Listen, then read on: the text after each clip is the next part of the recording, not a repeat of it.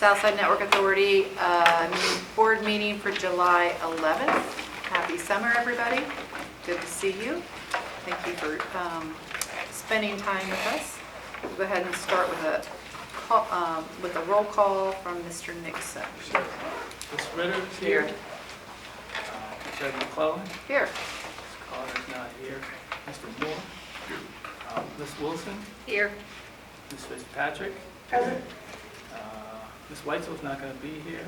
Mr. Hayes, not here yet. Dr. K. Here. And Mr. Wallace. Present. We have a quorum. Thank you, Mr. Nixon. Mr. Hayes is here. Yeah. Okay. Awesome. Great. We'll move on to the approval of the agenda. Is there a motion and a second to approve the agenda as presented? Come on, Mr. Moore. Second. It's your last hit. We're going to let Al make all the motions. That's right. It's been properly moved by Mr. Moore and seconded by Ms. Ritter. Any discussion? All those in favor of approving the agenda as presented signify by saying aye. Aye. Any opposed? All righty. Are there any public comments from anybody here today? Okay, hearing none. Anything that has been submitted in advance? None. Okay, great.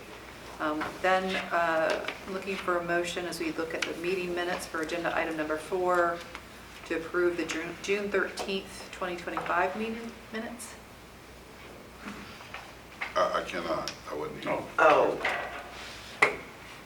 I'll second you. So moved. Thank you, second.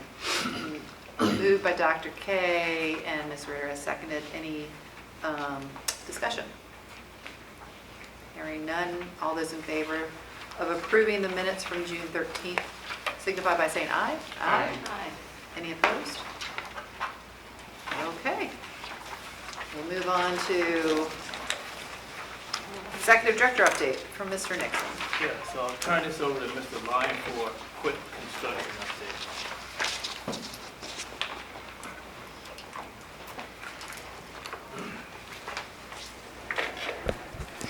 Good afternoon, everyone. So just a quick construction update. Construction is moving forward according to schedule. We're still on track and progress to complete the ring by March of next year.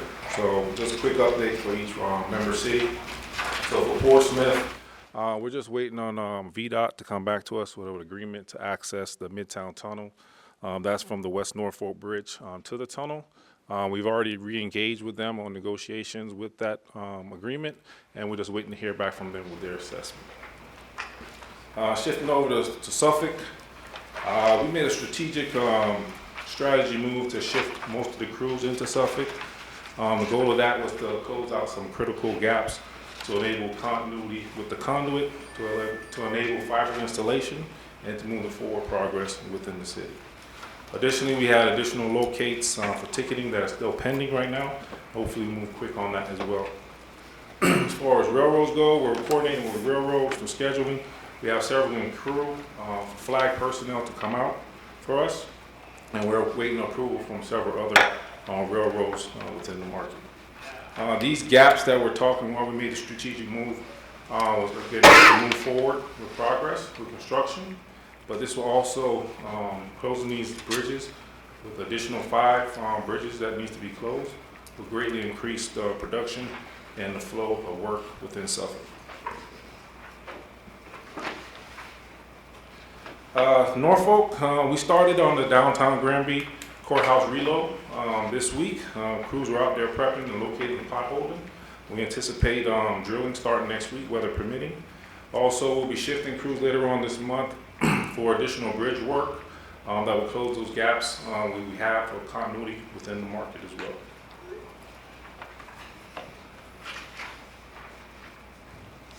For Virginia Beach, we just completed a 3+ mile segment in Permit O, which included a bridge for moving forward progress. We do have several permits in the queue with the city right now under revisions and review. We have a meeting every Tuesday to discuss those with the leadership within the permitting and civil departments to make sure we have accurate and correct information when we're submitting these permits. So I appreciate the Virginia Beach team for supporting us with that as we look forward to getting progress moving pretty quickly within there. Also with the redesign, we also revalued engineering and we reduced the amount of handholds within Virginia Beach. And we also upsized those handholds to larger ones within the market for our P3 partner GTS have access and distribution through the market.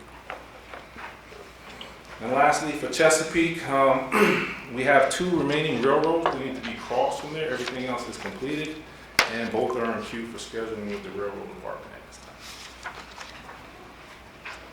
time. That's it for construction updates. Any questions or comments? Any issues moving forward in Suffolk? No issues. Like I said, we made that plan to move additional crews or multiple crews into Suffolk. There was critical gaps that need to be completed before we can pull fiber.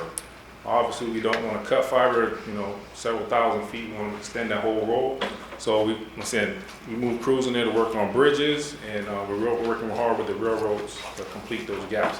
Once we complete those gaps, then we'll be able to run a significant amount of fiber within the community. And everyone is on track to meet their dates for construction completion on the timeline. Great. No other questions? Just one comment. We did complete ODU to EMS conduit and fiber for that. Yeah, that's completed in Norfolk. So we did complete that. That's tested and spliced all the way through. At this time, we're working with GTS to see to acquire that asset. Great, thank you. Does that mean working with GTS so they can acquire that portion and monetize it? That is the goal. Obviously, we'll have to look back at our partnership agreement, see how that plays. But that is the goal. That was a priority for them to get kind of executed. So we took that as a priority. We executed that for them. So. Yeah, Laura, we're going to talk about that in old business specifically because that was brought up in the last meeting. Yeah. That's a great question. Thank you. Okay, thank you. Mr. Nixon, you have the pleasure of presenting the strategic plan.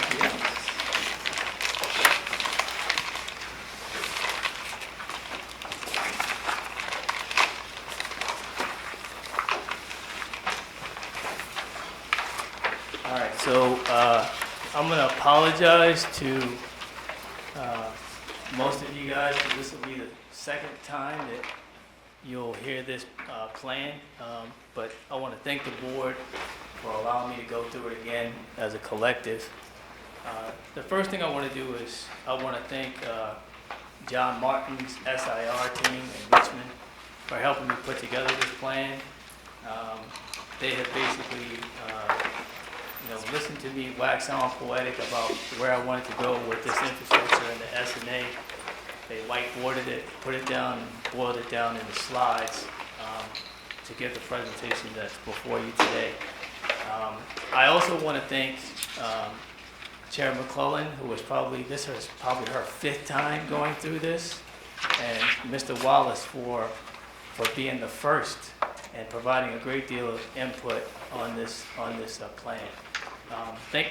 Thank you to all the board members, because every time I presented it, I would go through and revise with those edits to make the presentation that you see today. So with that, let's get started. So our agenda today is we want to talk about this document's purpose. We want to talk about the background of the SNA. We'll go through that fairly quickly. We'll talk about the strategic planning framework, the perspectives from local, regional, national, and industry perspective. We'll talk about what I consider to be the backbone of this whole plan, which are our tenets. And then we'll do some SWOT analysis. We'll talk about strategic actions. I'll go over them at a very high level. I don't want to get down into the weeds with those. And then we'll talk about what our next steps are. So we have to have what our plan of action are. So I want to tell you guys up front that it's going to seem like I'm pointing out a lot of deficiencies that we have, but at the end we'll wrap it up by how we're going to address these deficiencies. we'll go and we'll reach a stopping point. I realize that this is a little long, and we'll reach this stopping point. We'll take a 10-minute break, and then we'll come back and finish off the rest. How does that sound? All right. So let's talk about the document's purpose. So this plan lays out a region-wide roadmap to increase fiber optic internet and data transmission capability for the region. The plan also reflects the shared commitment among the 5 member cities and our public-private partner, GTS. And then, as you'll see as we go through, this plan is guided by the 10 strategic pillars. And these pillars or tenets, I use those words interchangeably, are basically best industry practices for organizations that are building infrastructure like fiber optic cable and that type of thing. All right, next slide. So the background, we're starting according to this. I want to turn this over to Stephen and let him walk us through the background.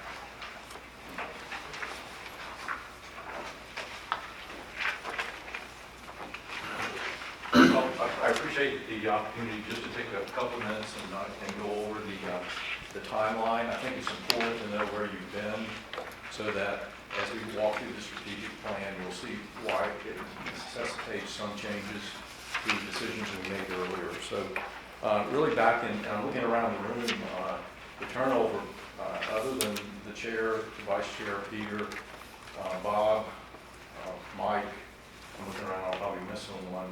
We were the original plank owners back in 2017, and it really began with the CIOs, and I think a lot of things always begin good with the CIOs, that we had requirements to look at public safety, connectivity from a regional standpoint, incident management, and catastrophic response, and so we started actually looking for ways that we could collaborate, and this resulted in the city manager saying, hey, you guys go look at this and come up with a good plan. So all of that moved forward to the creation of a broadband steering committee in 2018. And an interesting note, in 2018, for folks that might not know where it says, we won a regional competition for internet. Chair McClellan and Ben Davenport at the time actually presented the proof of concept of the Southside Network Authority at a national level, and we actually won first place in that. And got a lot of calls. There were people who were interested in loaning us money at a high rate to build the ring. But so that's kind of how. Not sure what we won, but we won a lot of attention. It made national news, and it was a good thing. So, and the chair and Ben represented the region well on that. So, 2019, the authority was actually established. Mr. Lockerbie walked us through that process, and a lot of governance, a lot of good work that was done on that.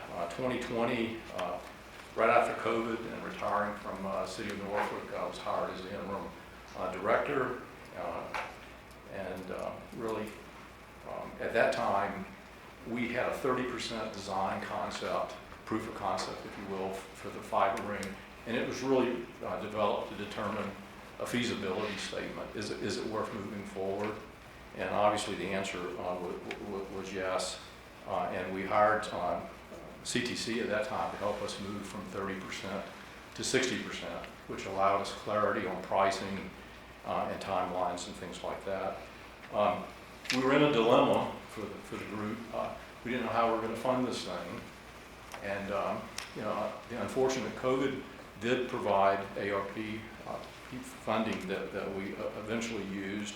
We had gone down a dual path strategy of perhaps we would build it ourselves if we could find funding. Perhaps we would have a P3 partner. As you know, we came upon a hybrid solution. We built the ring ourselves. We have a P3 partner who's going to maintain and market and run that ring. And so we brought on Danella Construction, who's been a good contractor. They began building in 2022. And as Marcellus has said, we're going to complete this thing March 30, 2016. So thank you for doing that. I mean, it just, so many things went into this that I think it'll give you some background for Marcellus wants to lead the board in the future. Thanks. For the record, that's 2026, not 2026, right? I thought I heard that too. Yeah. All right, so thank you, Mr. DeBear. So we'll continue on. So let's talk about the SNA. So we are a fiber optic entity. We are not a ISP, and we're not a broadband organization. We are a middle mile infrastructure and organization. We are building a 119-mile fiber optic ring. Each one of the member cities has invested $5 million for that construction and implementation. One of the original goals for this infrastructure was to decrease city internet telecom expense, and this infrastructure enables high-speed internet and data transmission capability in Hampton Roads. So enables, not provides, right? So that's the key. The infrastructure consists of 288 fiber strands. Each one of the member cities is allocated 6 of those strands. And then we have our P3 partnership with GTS/Spark Networks. They have been allocated 96 of the 288 strands of fiber, and they pay the SNA $2 million a year for that right.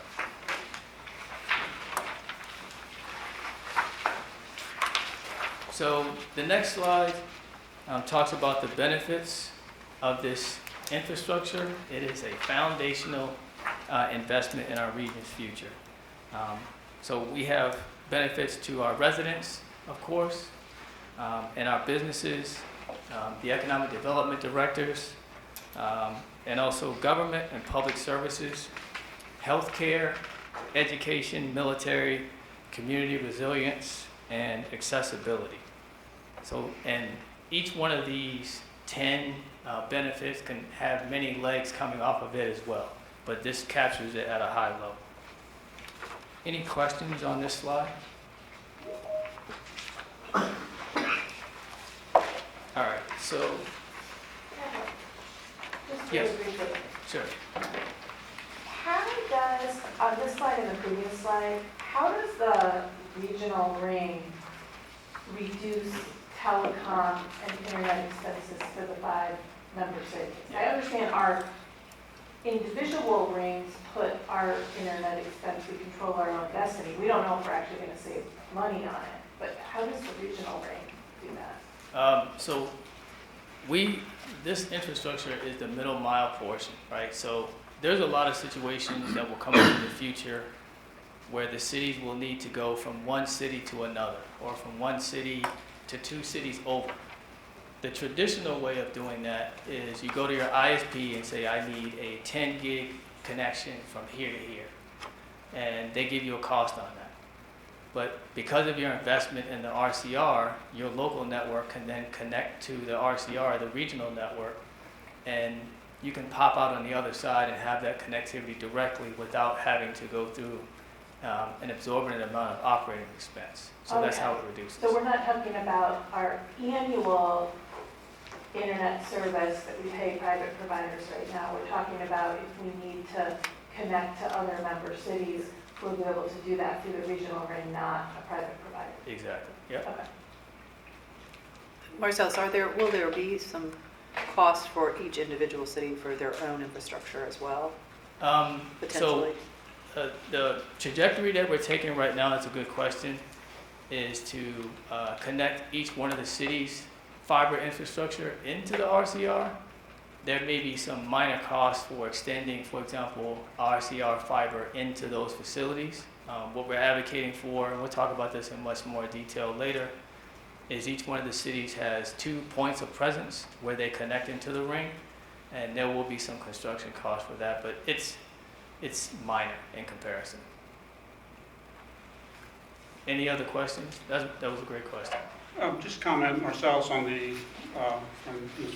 Fitzpatrick. So potentially our ring could connect to multiple ISPs somewhere, like a meeting point, and give us better options for our ISPs.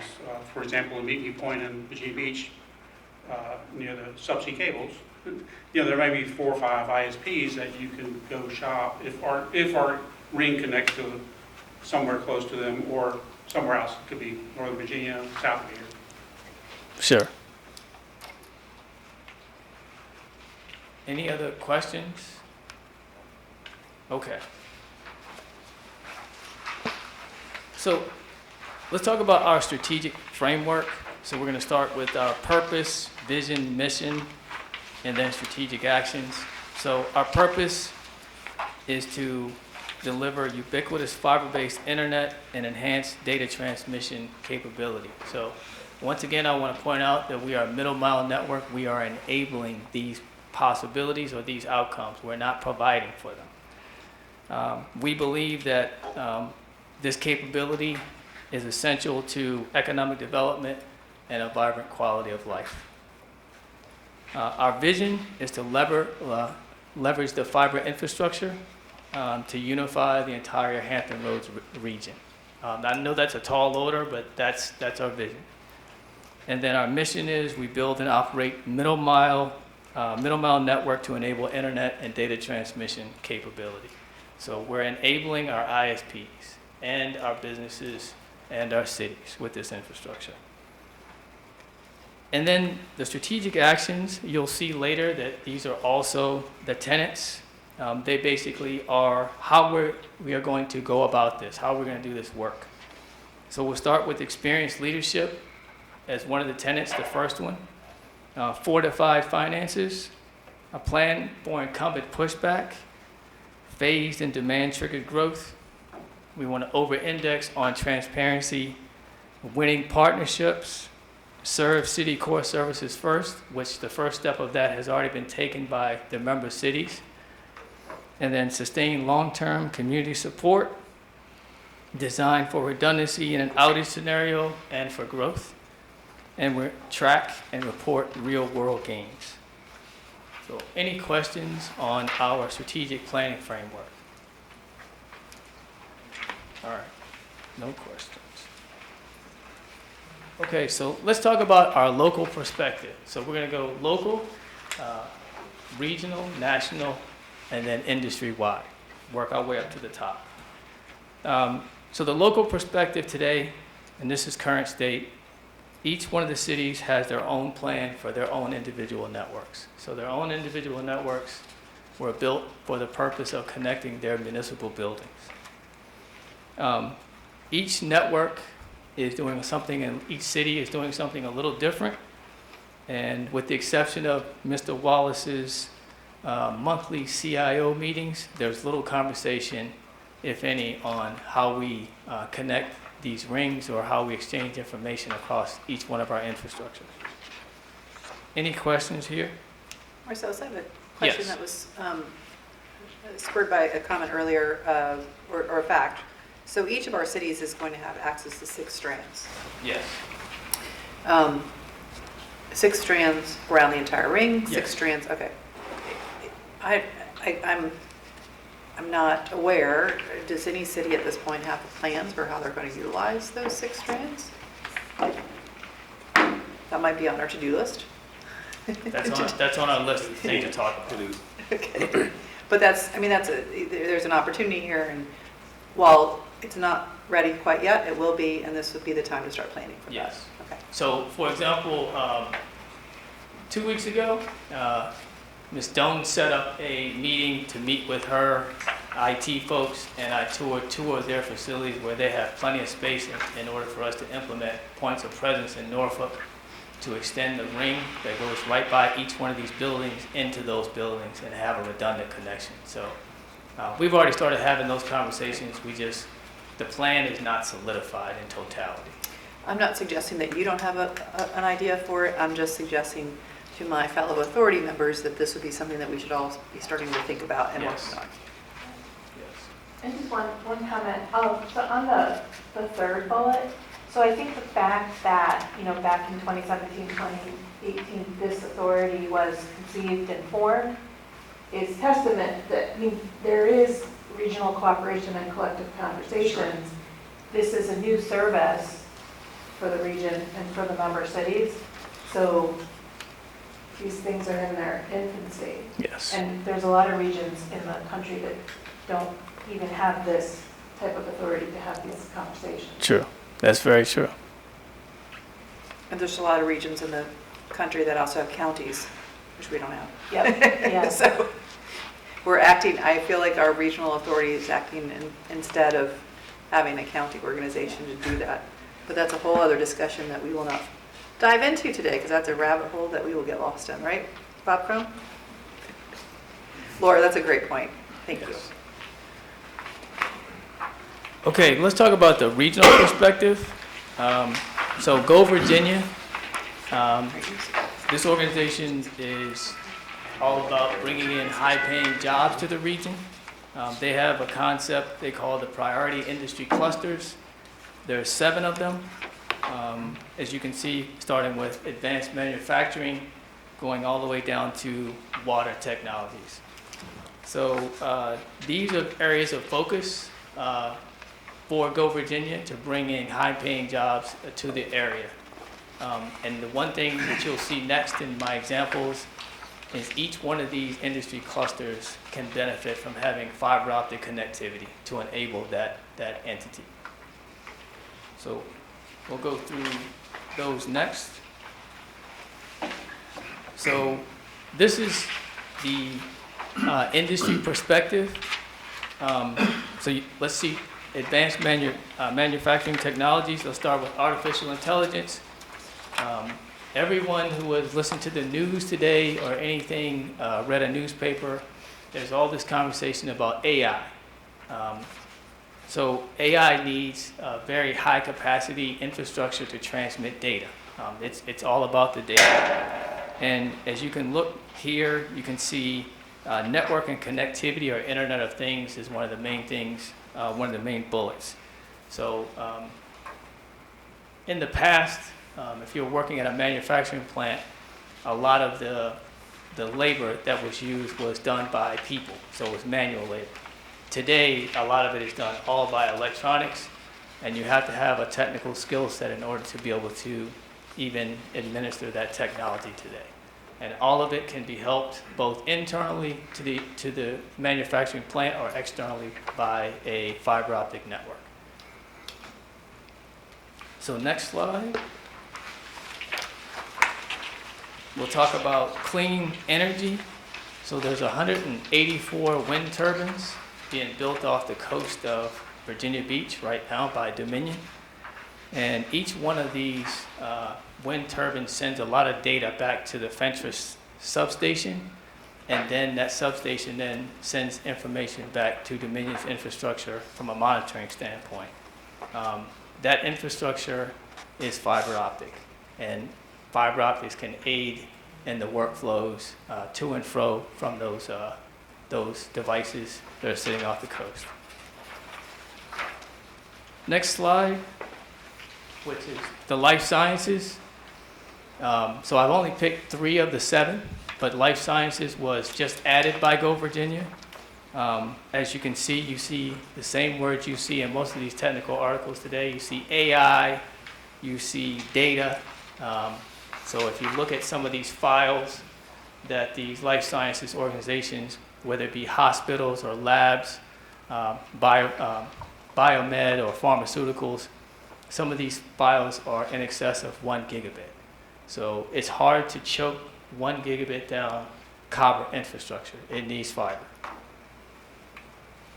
Any questions on the perspectives? Okay.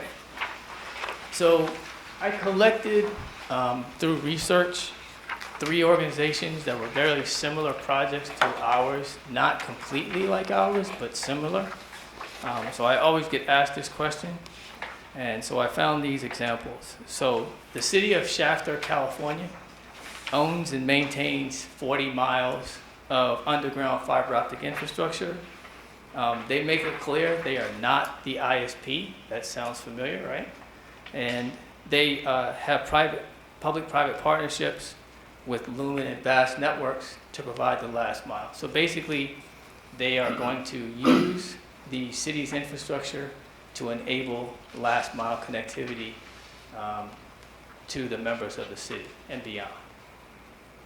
And then West Des Moines, Iowa, they took a little bit of a different approach. They just installed conduit, and then they allowed Google Fiber, Mediacom, Lumen, and a local ISP called MI Fiber to pull their fiber through city conduit.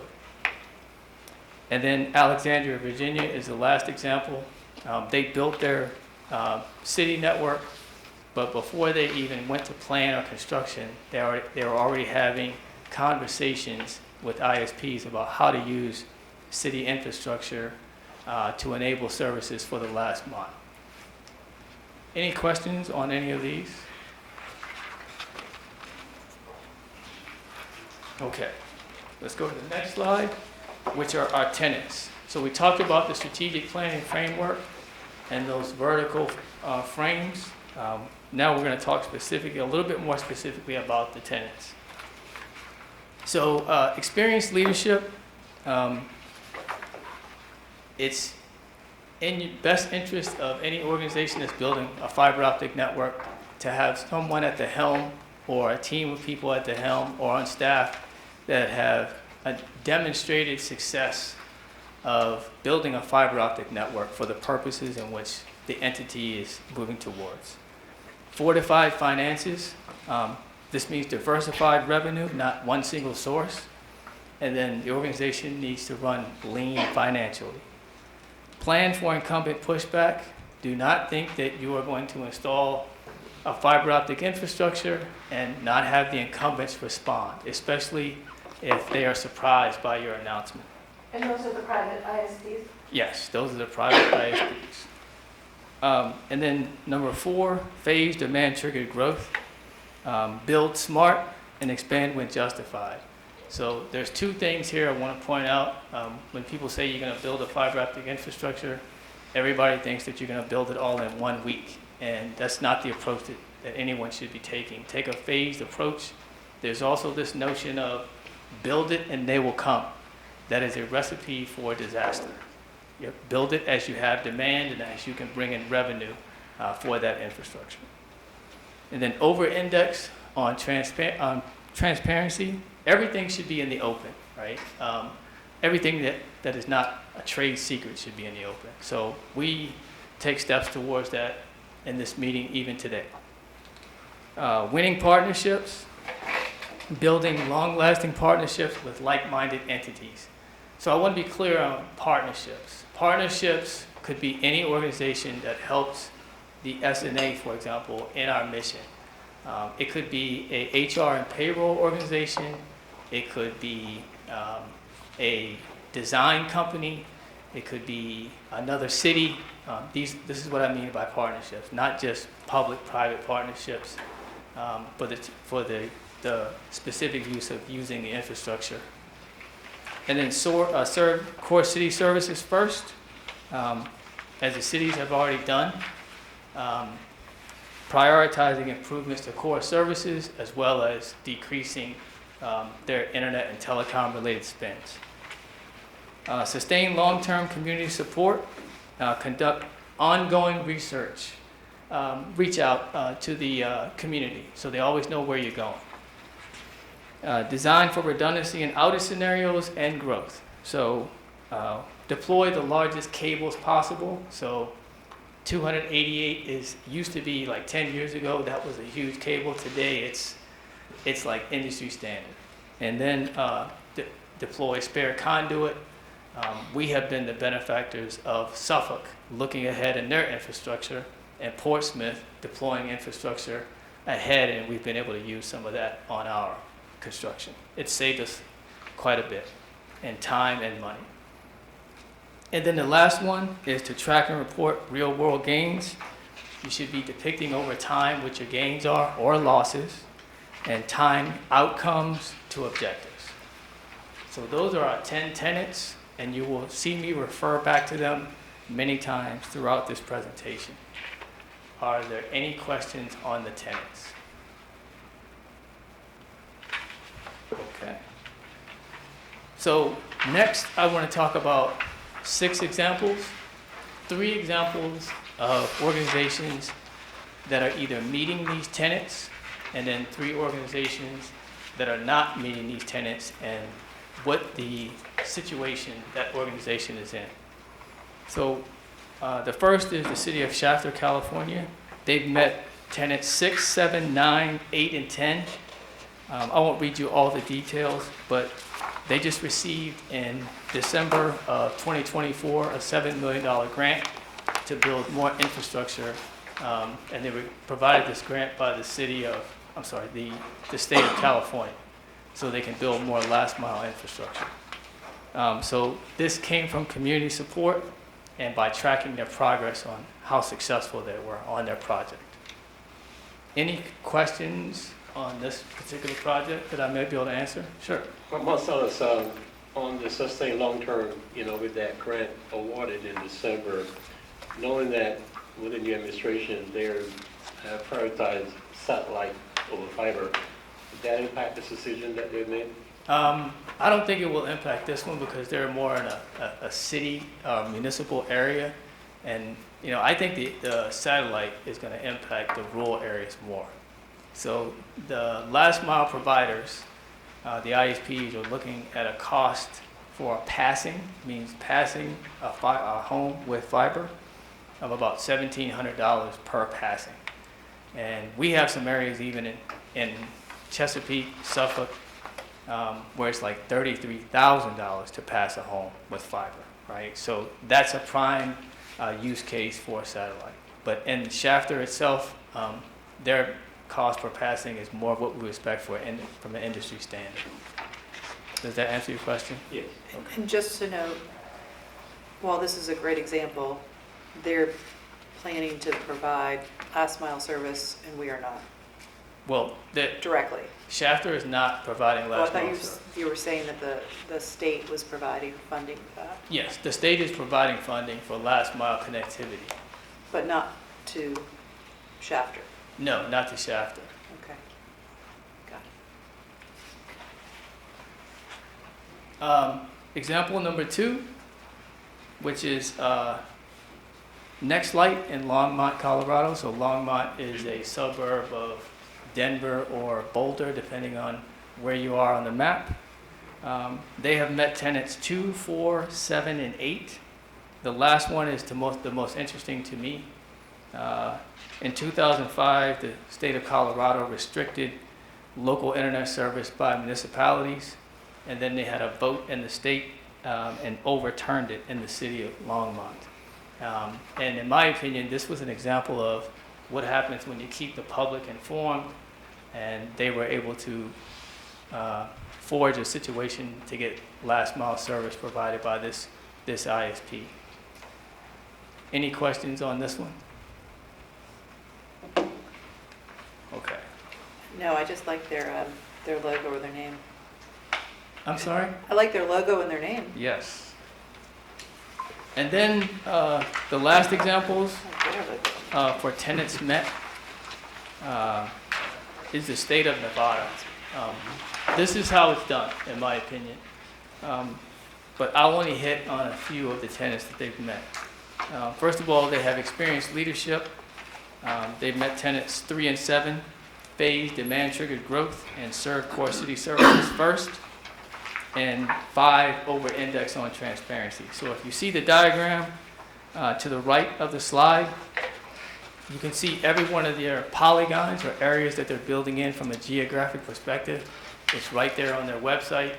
They tell you what phases they're moving through, what dates they're going to deploy this infrastructure.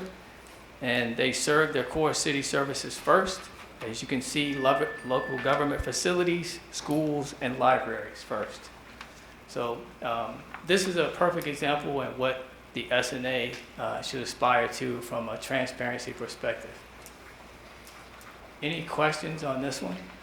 I'm going to sound like Andrew Yeah, now. say the same thing. But I'm going to say, high-speed Virginia has a pretty nice ring to it, too.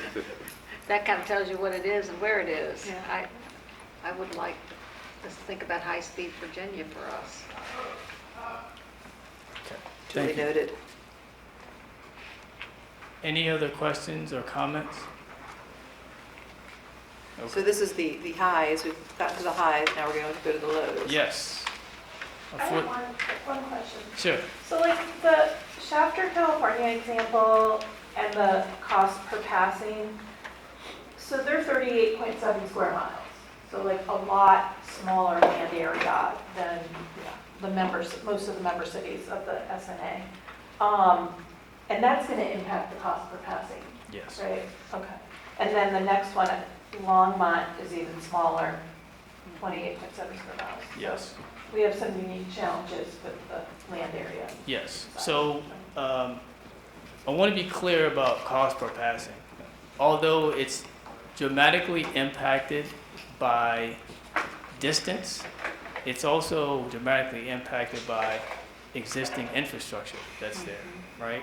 And it's also in areas, for example, in downtown Norfolk as an example, where the construction is very difficult. That can also, even though the houses and businesses are close together, that can impact construction. As we were reminded by the permitting folks in Norfolk, for example, there's infrastructure underground that's been there since the 1700s, Yep. right? So that'll impact the cost per passing as well. Same with Portsmouth. Yeah, you open up these streets, whoo, find Yes. some interesting stuff in our cities. Does that answer your question? But I think Laura's point's important as well, which is there are very few regional Yes. elements of the size that we're doing Yes. that are publicly owned. Yes, that's true. All right, so as the chair pointed out, we talked about highs, we're going to talk about lows. And these projects are industry known. So I left links at the bottom, so if you want to do your own research, you can go and check them out. So the first one is Mass Broadband 123 in Worcester, Mass.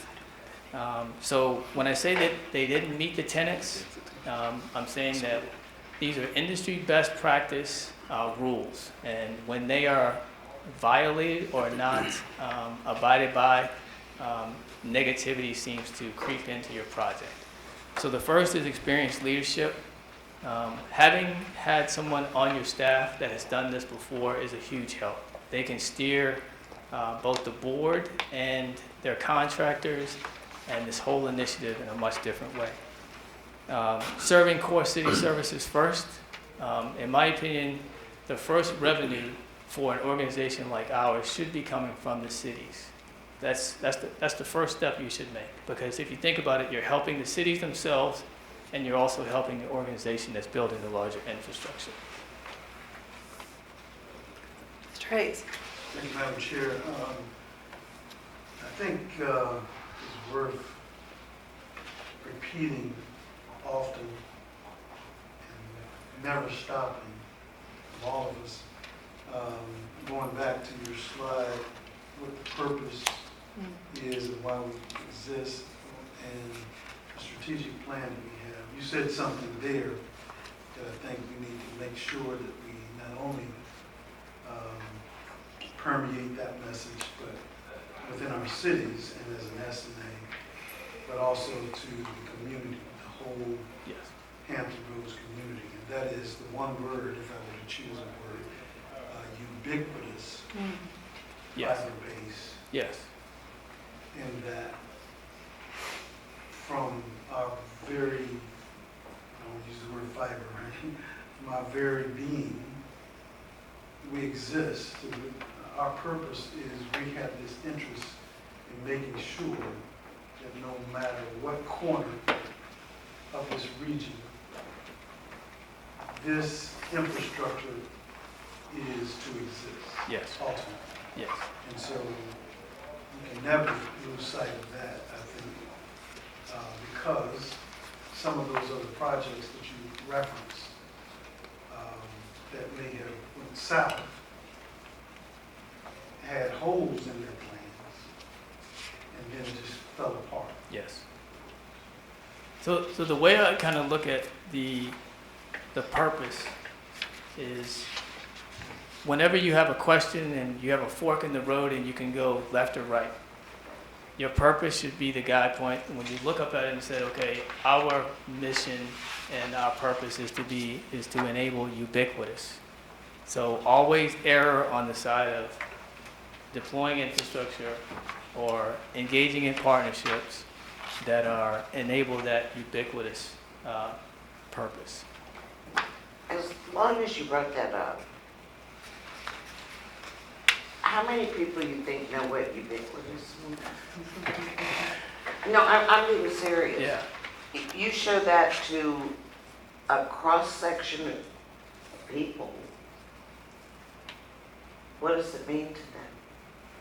Well, I use the term myself, but not in a flattering So manner. I was touching on it just because it was there, not that that would be our message, the chosen word per se. I'm just saying our posture. No, I agree with you on that, but I'm just wondering if you're making notes, we might want to find a different word. So would you feel comfortable saying internet for all? No. I mean, I really wouldn't, because I think that's also a bit misleading. For expectation management. Yeah, to manage expectation that people would think they're gonna go turn on their computer one morning and it's gonna be totally different. So I would just raise the issue that perhaps there's a better word than ubiquitous. Well, this is, That's a challenge, I guess. But that was the point I was making. yeah. If it, in fact, it is our purpose, our function, our strategy is to make sure that there's an infrastructure that's going to every corner, every neighborhood, every community.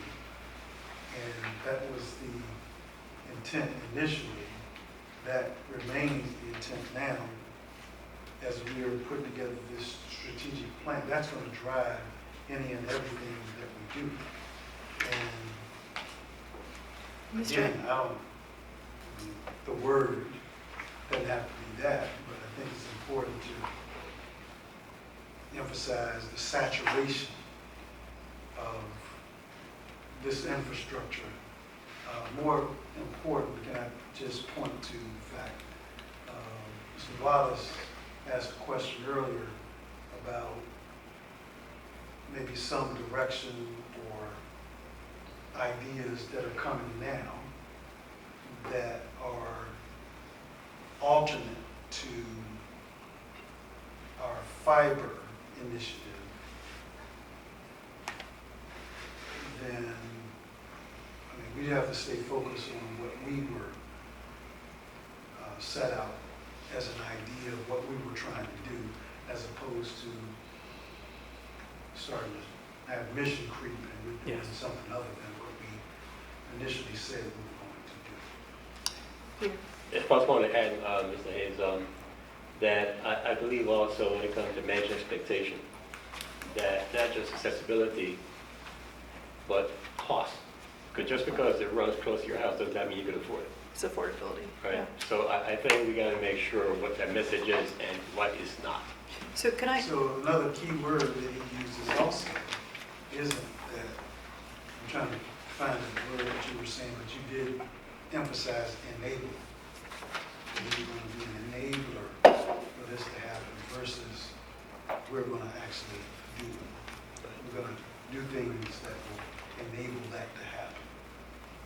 so I don't want to stifle this discussion because I think it's really important and I think it's critical for what we're doing today. Let's do the following. Let's get through this part of the presentation.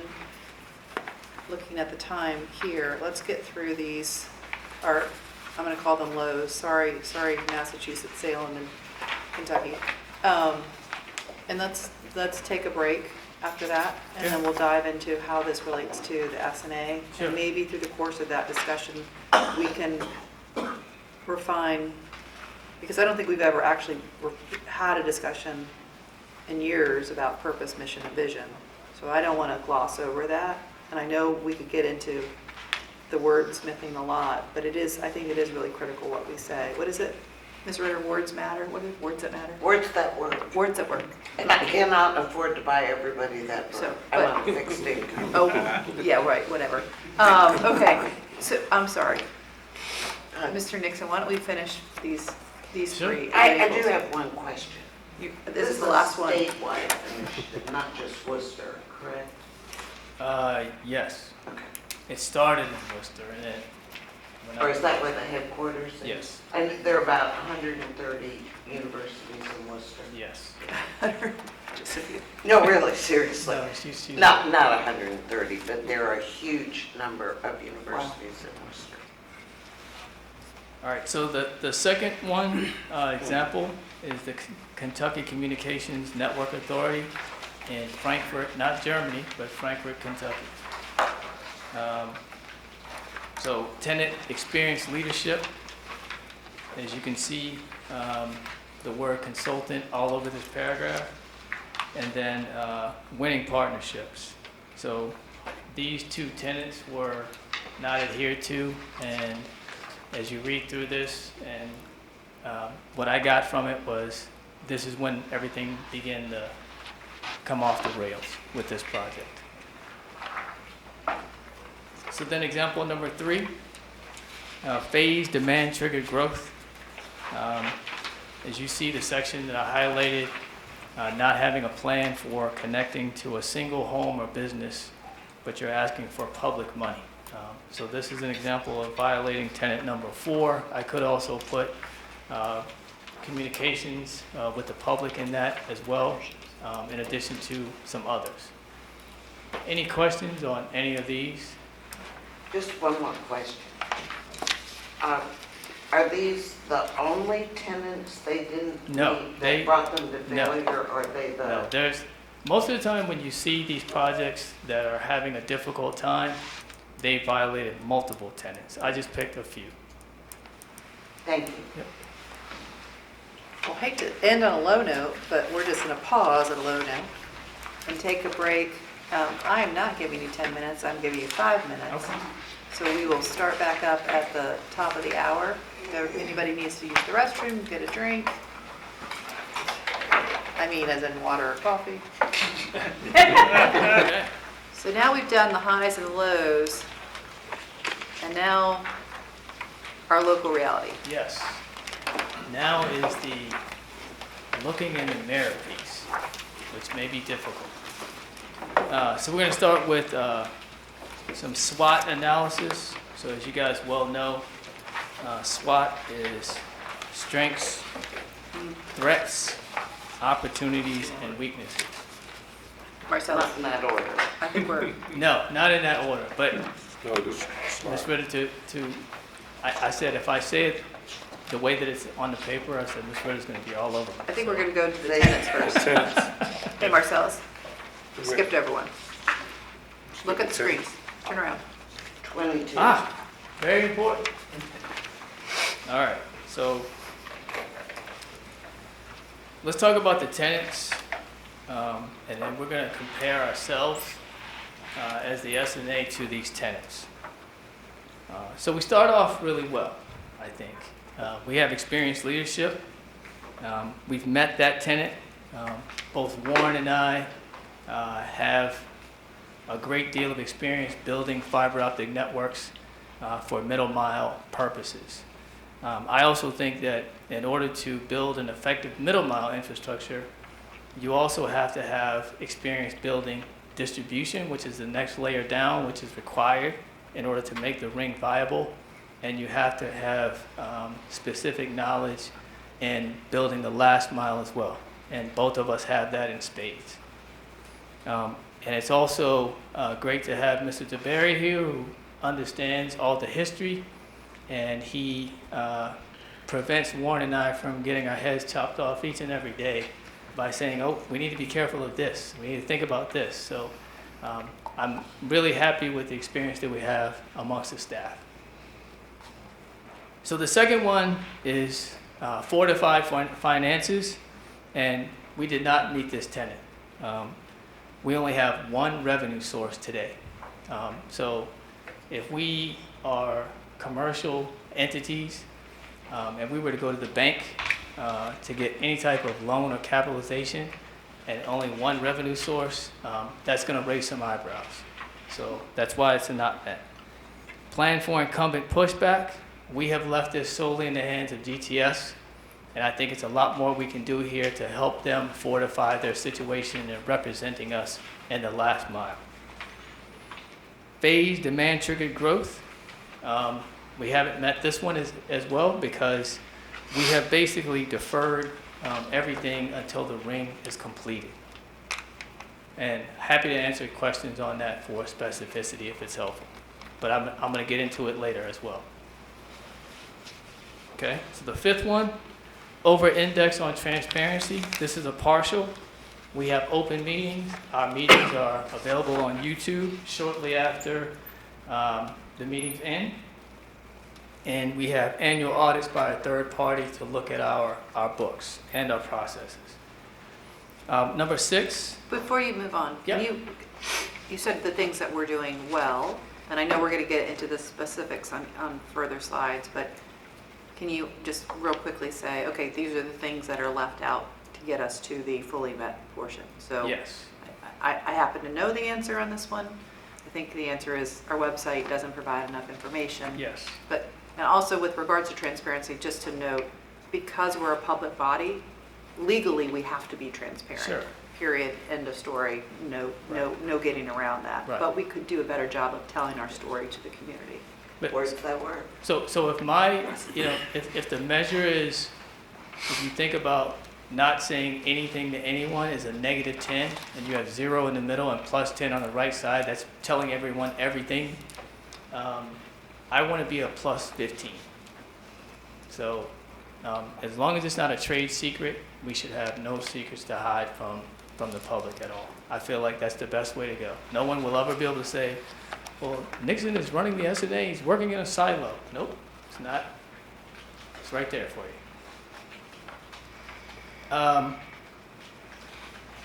So winning partnerships is a partial. We have a 20-year agreement with GTS. We also have a very solid construction company, Danella, that is representing us for construction and design today. I think we have some room that we need to resolve there. Long term, I think we need to have, as we continue to build out infrastructure, both in the integration with the cities and GTS, we need to increase the number of partnerships. And also, what we're doing for policies today, HR, payroll, we need to increase the number of partnerships that we have. Number 7, serve city core services first is not met. And even though the cities are serving their core services, the RCR, we don't have a plan for integration. So that's a not met. 8 and 9 are partials. All of the 5 cities approved the initial funding for this construction and this build and the formation of the SNA. And design for redundancy and outage scenarios and growth is a partial. So we have 288 fiber strands, which seems like a lot of fiber, but I can tell you it goes a lot faster than you think. We have multiple conduits, and we have put in dual pass. And we have some areas where we've actually put in more fiber, up to 864 in areas. But I feel like as we go forward and start to take on real-world use cases, we're going to need to be a lot better about decreasing what I call the blast radius, which is we have an outage, the impact is small in comparison to what it would be today. And then the last one is a not met as well, a track and report real world gains. And one of the biggest to me is the SNA does not have a financial model, like a pro forma, where you have simple CapEx at the income, CapEx, and operating expense. And I think we need to develop that long term. So those are the tenets, and I will say we are at 50%. And that is not a good position to be in. But we do have, as we go through, we have strategies for remedying each one of these conditions. It's going to take us some time. Some of them will be faster than others. And then what the positive thing is, it will also catch some of these ones where we have the partials as well. Great. In that entire strategy. Any questions on this one?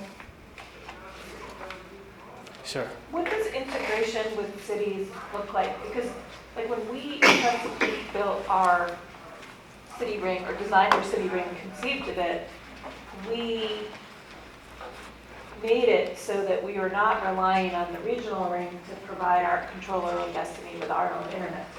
Sure. So what does integration of the regional ring with cities mean to you? So today, the design of the RCR is basically an extension cord without a plug on the end. It's butt spliced all the way around, and there is no way to connect anything external into the ring. It was designed with not what we call add, drop, mux capability. It doesn't have that. So as we go forward and we get use cases, whether it be GTS specific use cases or each one of the member cities and their POPs, or even connecting to other providers or other businesses, we're going to have to put that into the deployment. And it should have been a part of the design. Okay. Good question. Extension cord without a plug. I like Yes. that. That's very visual for somebody like myself. Could I also maybe address that one? Sure, go ahead. I know as we talked about a ring before, it's a good point regarding each person kind of serve their own community and facilities. But one of the goals has always been to address public safety in the region. And I know we have some cat-to-cat initiative that's going on. And so I know you're going to talk about it some more, but when that comes up, those kind of discussions that we should have as CIOs to ensure that we are addressing those public safety needs. Because we're one fishbowl here in the Hampton Roads. And we got to make sure that we all be resilient in our effort. Yeah. Thank One you. more question. Yep. On number 2, fortified finances, the one revenue source that you're citing is the annual contribution from the member cities, or the $2 million from GPS? No, I don't consider the contributions from the member cities to be revenue. I consider that to be basically just startup capital. I'm speaking specifically about the one revenue source being GTS. Okay.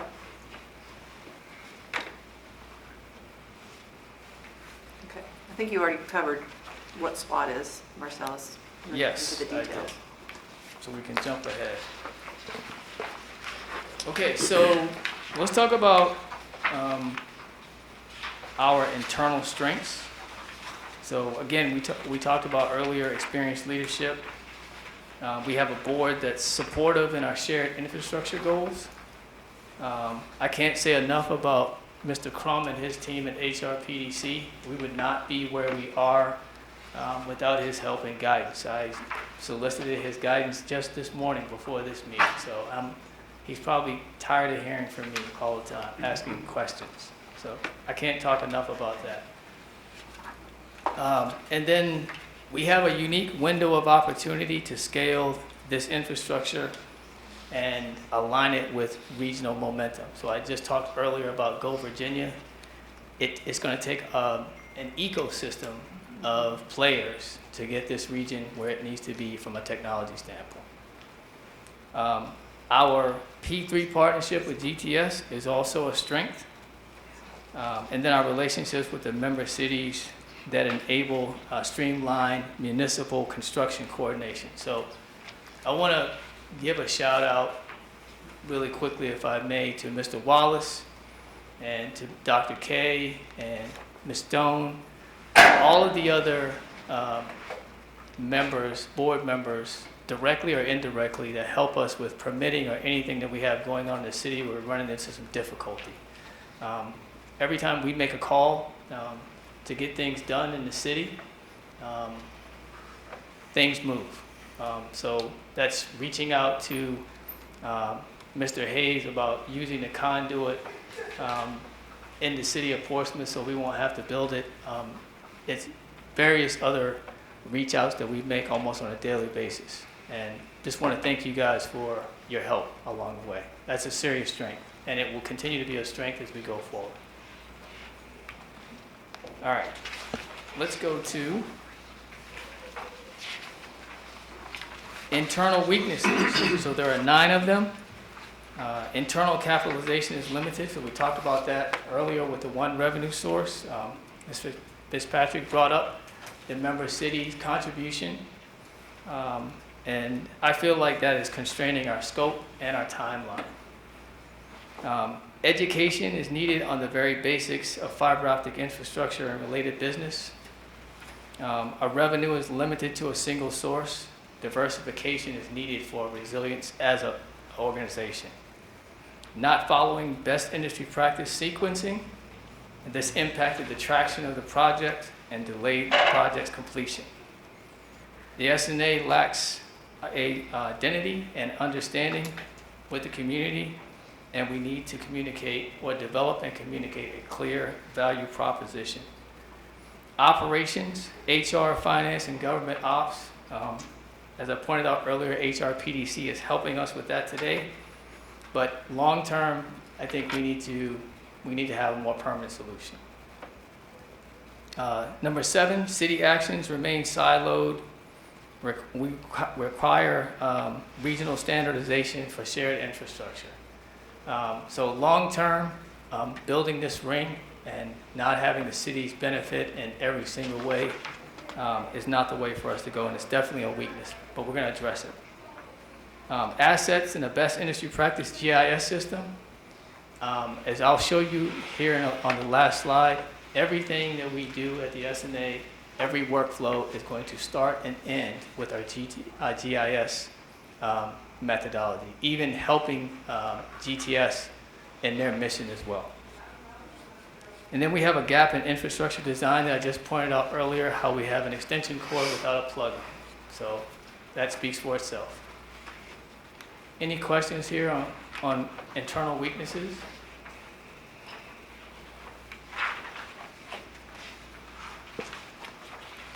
Okay, so let's talk about external opportunities. So support at the targeted industry clusters.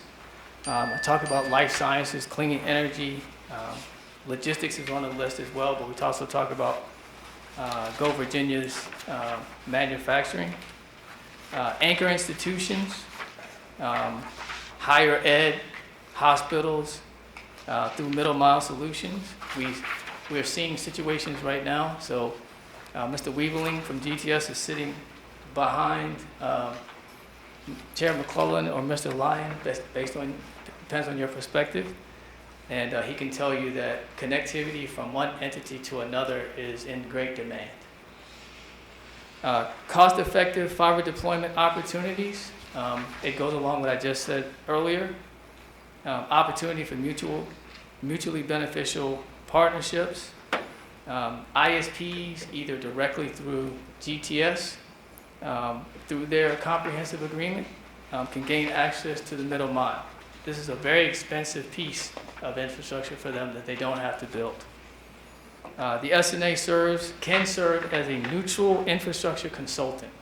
So right now, the cities of Hampton and Newport News are engaging us, and we are happy to help them and guiding them with their infrastructure builds as they haven't started building their infrastructure, but just how they're thinking about it.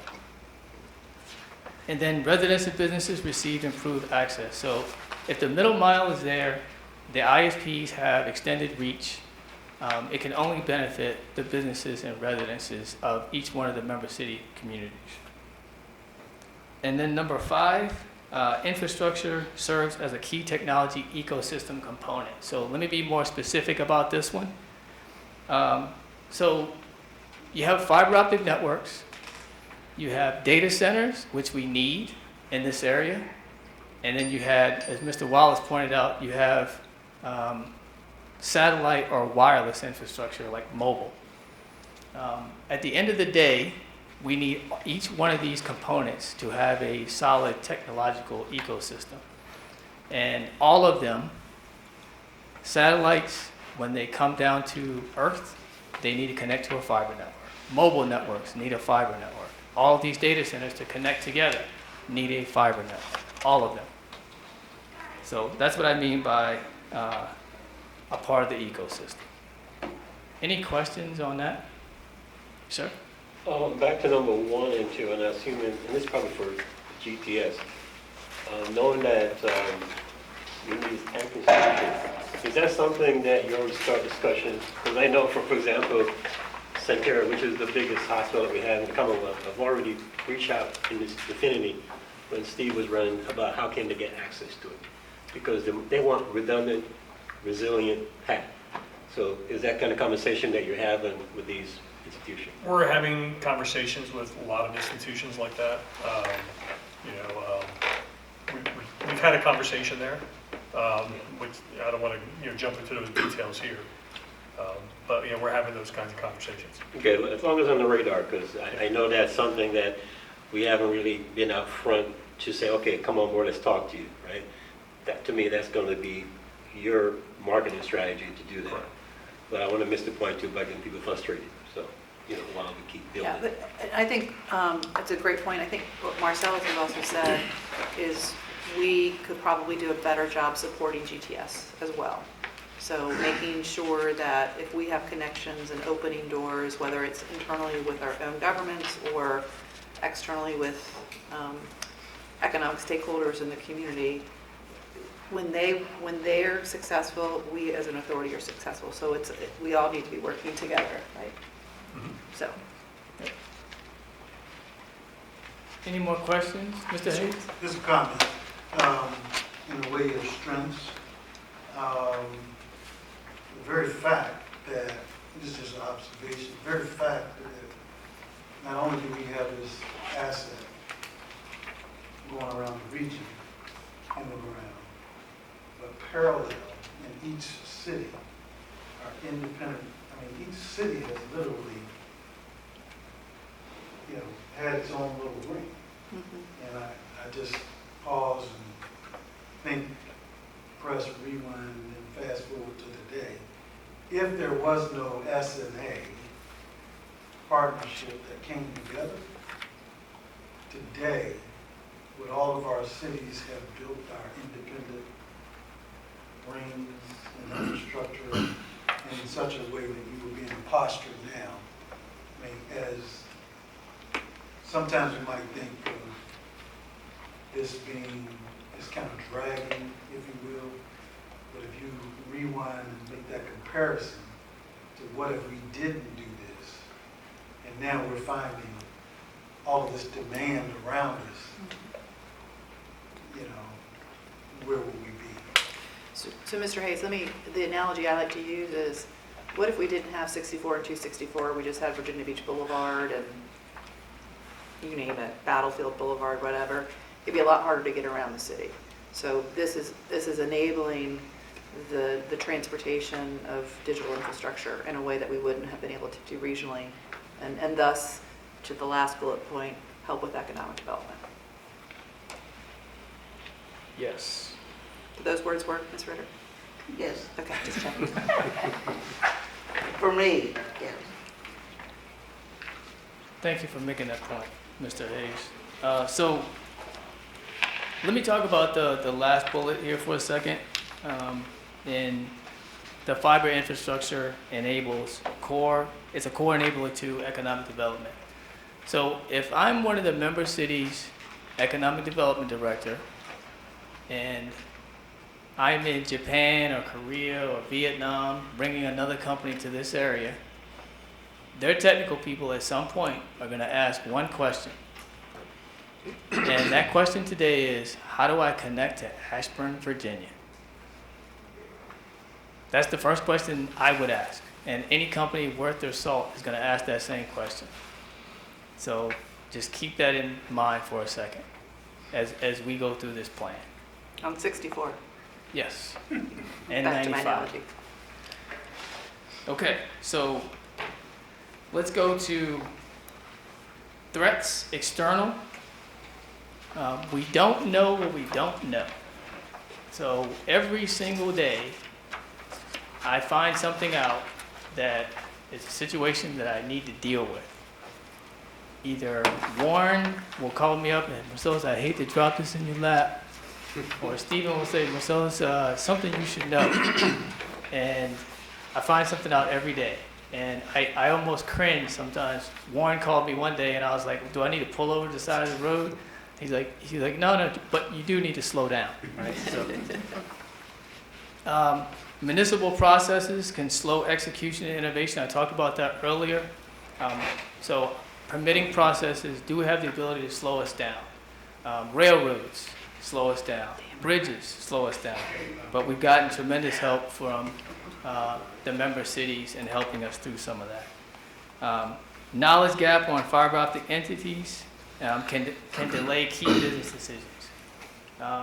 We've had board meetings where we've delayed decisions that we need to make. And sometimes if we have a decision that needs to be made, Danella calls Warren and said, hey, what do you guys want to do about this?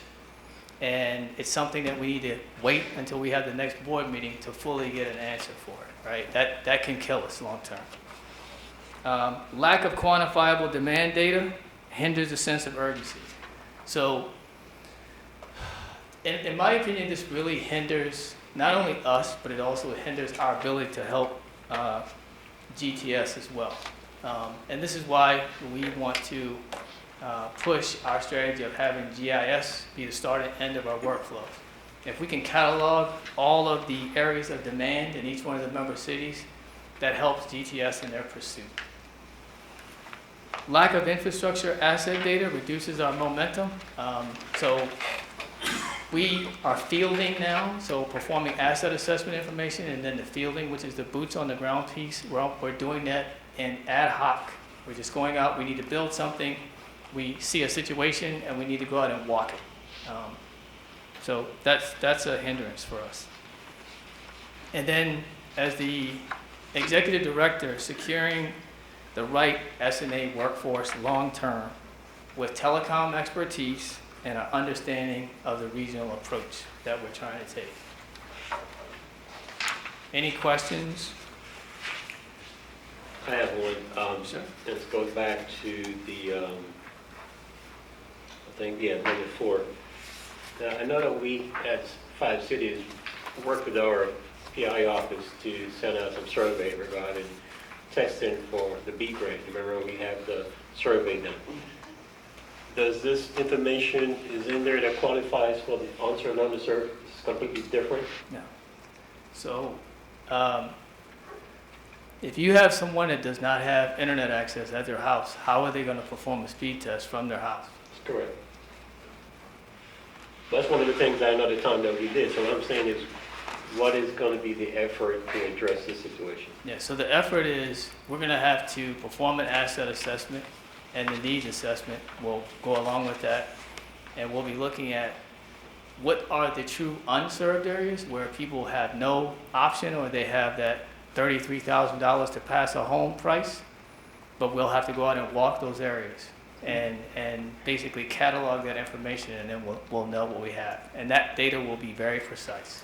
And you'll be working with each city's, let's say, Jack's department to ensure that you have those? Yes. Okay. So the long-term goal, and I'm going to hit this later, is to implement a system where when we field and we collect that data, the SNA GIS system will do a push into each one of the cities' GIS system and update it in real time. So that data will be very, very accurate down to the last day. Mr. Hayes? Another observation, this in itself, this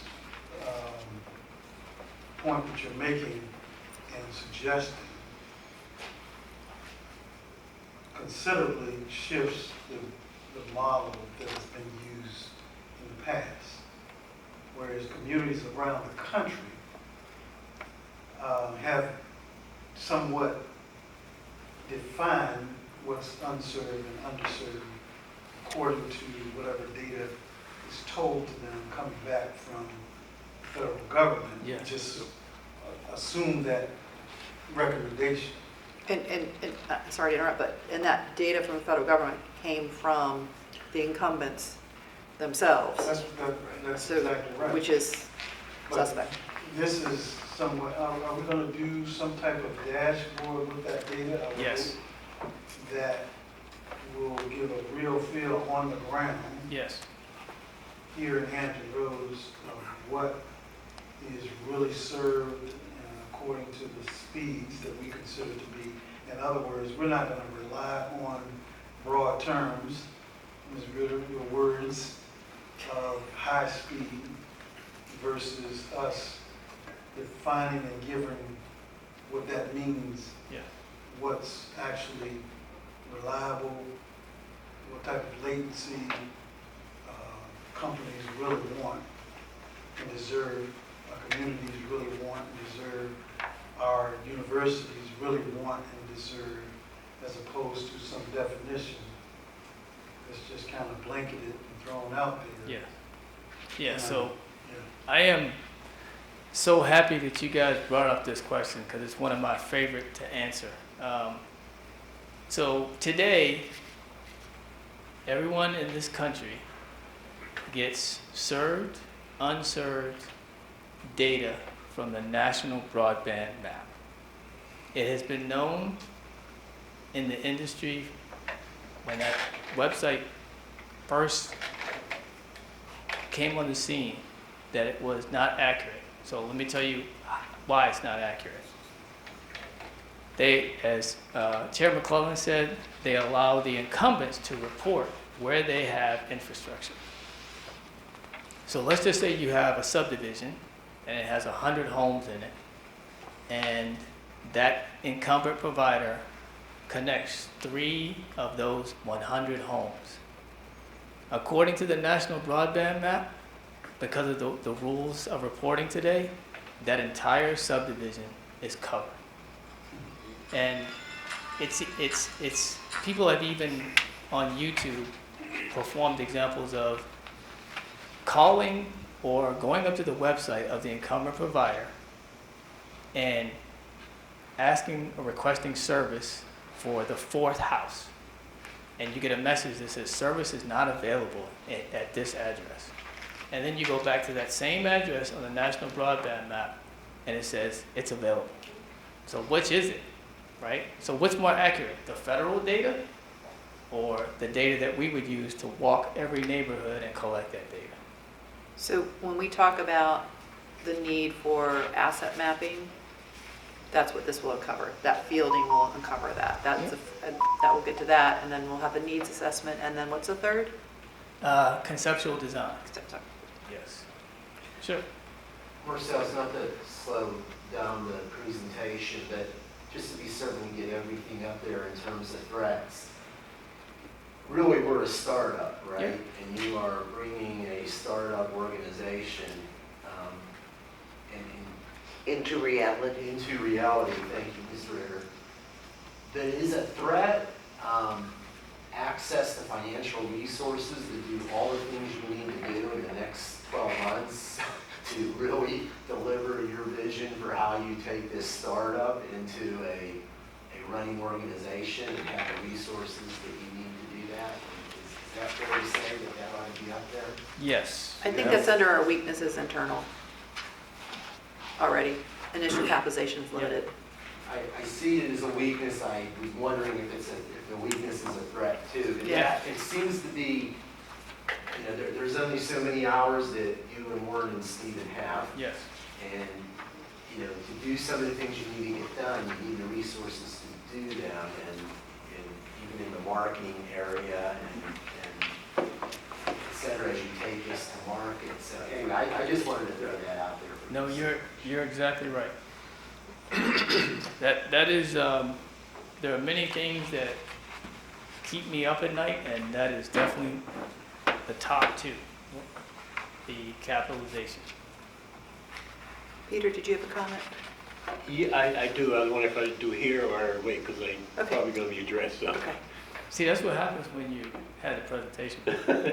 I do have a question, but I think if the answer can come with some specificity next month, I have no clarity in my own mind as to when it's the go live process.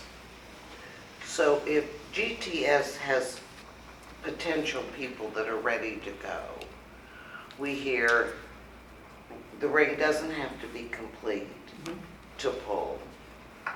Then we hear it's not complete. So from the legal folks in English, I used to say that to our finance people, English, please. Can we get a definitive answer as to when they can execute the lease? Is that partial? Does it have to be complete? That's why I'm not asking today, because we'd be here till tomorrow Well, morning. assuming we have time, I think Marcellus is anticipating addressing this during the old business section Yes. today. I can tell you the answer pretty quickly. Is Well, that- then we can wait till old business then. So both Mr. Lockerbie and Ms. Bergeron can both answer that question in great detail. Okay, by the time, you did this whole thing for us in an hour. Yes, I did. But, yes, you're right. We're having lots of good discussion, We are, which was the intent. I know, but we're going to fly through a couple of these others. We Yes. have a power, as you know, a PowerPoint ready. I can. Okay, so leveraging our strengths to minimize weakness. So our HRPDC relationship, as I pointed out earlier, we intend to leverage that relationship to help us address our operational gaps. Strategic action would be to either build a team or both outsource some of this capability. Strong relationships with regional partnerships like Go Virginia and the Hampton Roads Alliance to help us with our lack of public-facing identity. And then the member city support will help bridge the gap on some of our suboptimal startup execution. So the fielding and permits portion of this is what I'm talking about. And then growing demand for middle mile and last mile. So it'll address our dependence upon a single revenue stream and allow us to develop more commercial models to diversify our revenue. I have a quick question. Yes. Do you really think Go Virginia, the Hampton Roads Alliance, are going to get us to a public-facing identity? They'll help. And I How? can give you They gave us 757. How are they going to help? I can give you an example. So I applied for a Go Virginia grant to help us with asset assessment. And just by reaching out and with Mr. Crumb's help, reaching out to get letters of support, started conversations that we wouldn't have had otherwise. That the Go Virginia and the Hampton Roads Alliance help us make those introductions. And one of the big ones was Dominion Electric. I had no relationship with Dominion before I started talking to Doug Smith. And then all of a sudden, we have a call with them 3 days later, and we had some really good conversation. So that's how they'll help. I mean, any of us could have probably gotten you that too. Well, If for- we knew.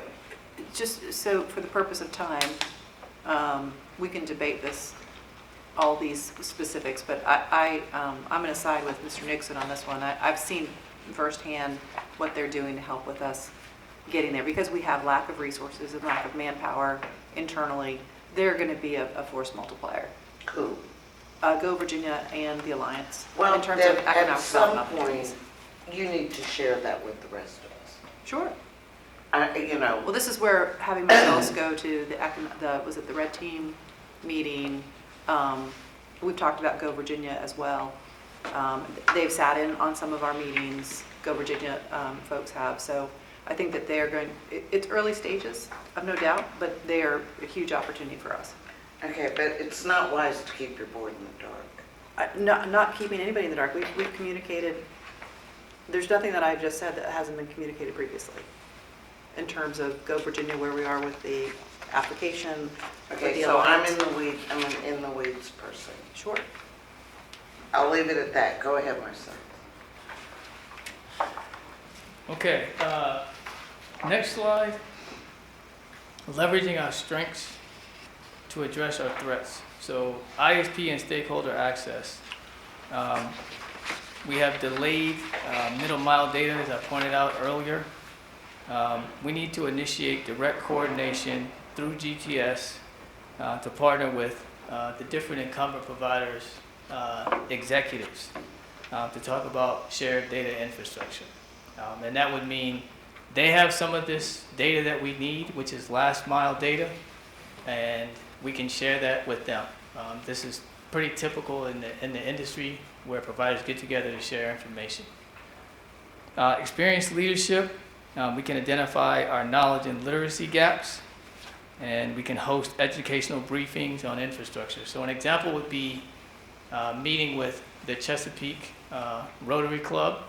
So Ms. Ritter set that up, and I feel like that was very beneficial for both the community, and it also gave me like a sample of how we need to present in order to educate people what we're doing and the infrastructure that we're building. Public reputation, revenue diversity, leverage, develop, trust to grow city partnerships. So the Peninsula, Hampton, and Newport News are a perfect example of this one. And then the last one is public regional collaboration. I feel like we have a little bit of project fatigue here, and then we can move on from that situation by showing some of our early wins. So we were talking about the agreement, and we're going to talk about this more later, Ms. Ritter, about I feel like if we can have a situation where we're delivering segments of the ring to GTS over time, each one of those will be a win, and we can tout that. Any questions on this? Okay. So this is the last slide for this one. Leveraging strength to seize opportunities. Fiber corridors. So available, affordable conduit deployment. A perfect example of this would be the crossings that we need to make over to the peninsula, partnering with VDOT and other organizations. P3 framework, the opportunities to create what I call win-win-win potential, situations where we offer middle mile to the ISPs, we are the enabler to that, and then GTS is the execution mechanism for this. Member city relationships, to help us with the anchor institution connectivity. So a lot of the cities already have their schools connected to their own infrastructure, but we need assistance in moving forward with more of those anchor institutions. And I would say, Ms. Ritter, to your point, that's where we're going to really need and lean on all of the authority members to help open doors, make phone calls, and make those introductions to some of those anchor institutions would be really helpful. So access to top stakeholders. Same. For AI and infrastructure, edge infrastructure needs. And when I say edge infrastructure, I'm talking about putting the data that people need as close to them as possible. And we need to have conversations with data centers and also industrial corridor connections. So for example, if you look at say Jeff Labs and Newport News, for example, and they want to exchange information with ODU or Norfolk State, we need to be there to provide that connectivity to allow them to perform their business in the way that they would like.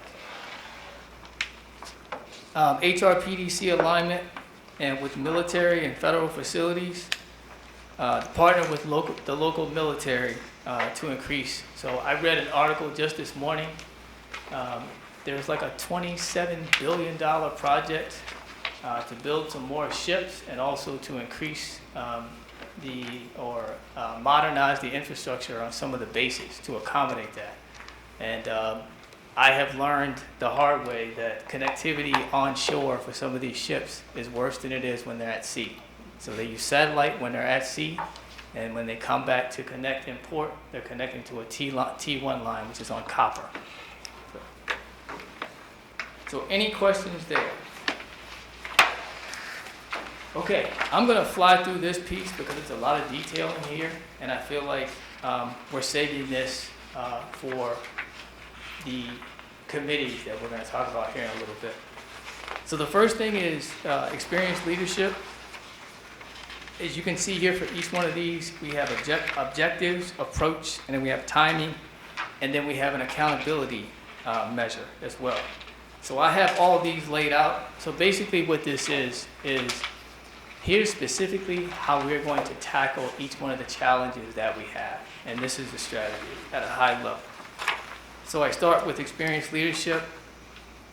And then we go to fortified finances. And if you follow the top bullet on objectives, it follows the top bullet on approach. Then we have plan for incumbent pushback, phase demand triggered growth,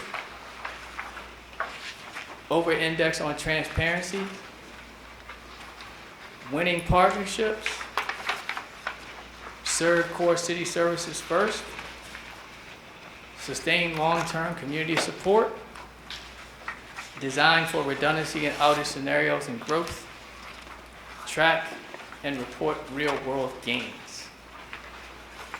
Okay, so can we go to this slide number 40? Okay. So this is a depiction of tying your organizational outcomes to your objectives. I like visual. I don't like a lot of words on a page, right? So for those of you sports fans out there, everything in sports today, because it's so it's a data-heavy endeavor, there's graphics for everything. In baseball, for example, strike zone. In football, it's where the quarterback throws the ball, for example. In tennis, it's where people like to serve, right? So this is an example. So this is a dashboard that I created. I didn't create the dashboard. It's just kind of like I put the numbers in myself, but it's an example. And this is what I was talking about earlier, about everything being updated in real time. So it's all automated. So at some point, I just know that someone's going to come to me and say, hey, Marcellus, can I get a report on X? And I'm going to say no. And because we already have the data on this URL, you have access to it. Anything you want to see is on this URL, on this website. So let's talk about it a little bit. So here we have, according to the partnership agreement, we have to have 3 funds: a debt service fund, an operating reserve fund, and a capital reserve fund. Again, these numbers are not real. We wish they were real, but they're not. So the way this would work, these will work on REST APIs, which means that they would update in real time. So for example, if our billing system is connected to this dashboard and there is an update to the billing system, then this website will update accordingly. So you will always have the latest and greatest data. If you notice in the section on the top left, you see it says last updated 6/30/25, 9/12 and 15 seconds. That is the last time it updated. Following on, you see regional connectivity value, and then per mile fiber cost. So these two would work together and it would recalculate every single time there's an attribute change. So to skip ahead here, everything from a financial standpoint, from an asset assessment standpoint, as you can see, and if you look at the map in the middle, you can kind of see the boundaries of each one of these geographic areas. That'll be another layer that you can just turn on, and you can see the underserved areas and disadvantaged areas right on the same map. It's just different layers of information. And then from a construction standpoint, you'll also be able to see sections of the ring that are being built, and if they're behind the schedule, they are in red. If they're on schedule, they're green. So you'll be able to see everything in real time. That's the goal. I know it's a lofty goal, but it can be achieved. Marcellus, I think everybody's excited about this. I am.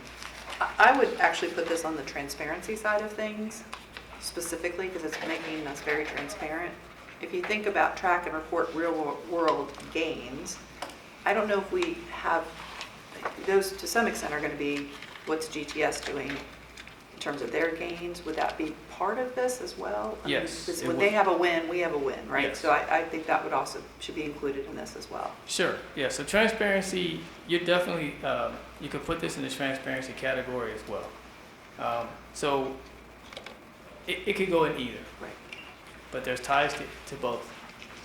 Just to make sure clear, this is an example, this is not real data? Just No. to make sure very clear. This is Because some of the not numbers look real. real, like the 25 million and This stuff. is not real Okay. data. So Yeah, the just only make sure. thing, the only thing that's accurate on this page is in the top right. We know each one of the member cities contributed $5 million apiece. 5 cities times $5 million, right? But everything else, so for example, Mid-Span Meat Location, we have 0 of those today. I just put this in to let you know, like, this is what's possible. Thank you. I call it it'll become a self-preservation mechanism. No reports. Okay, so let's go to the last slide. Yay, the last slide. So this is how we're going to address each one of the not met statuses. Remember, the not mets are what caused at least 3 organizations to stumble or fail in totality.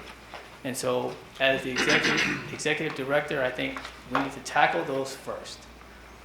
So we are going to create committees, a finance committee, a risk management committee, an infrastructure committee, and an economic development committee.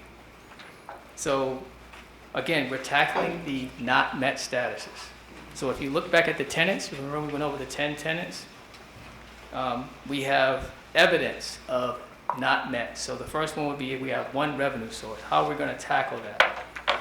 So I have asked Stephen, and I've also emailed Ms. Weitzel to help us with that. So they would form the committee and help us address this head on. And then not having a financial model, to developing a pro forma for how the SNA runs. Again, that would be Stephen, and I've asked Ms. Weitzel, although she hasn't responded yes yet. She's off. Yes. So I mean, that's, she's on vacation. so, and then we would have a risk management committee, and I would lead this one. And we've left this solely in the hands of GTS today. I would be looking to work right alongside GTS to help us resolve tenant number 3.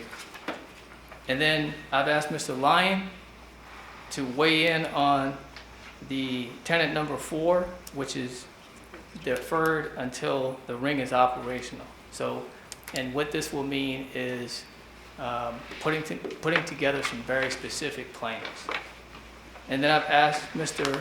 Wallace, who has accepted, to address not having a definitive plan on an integration with the city's networks.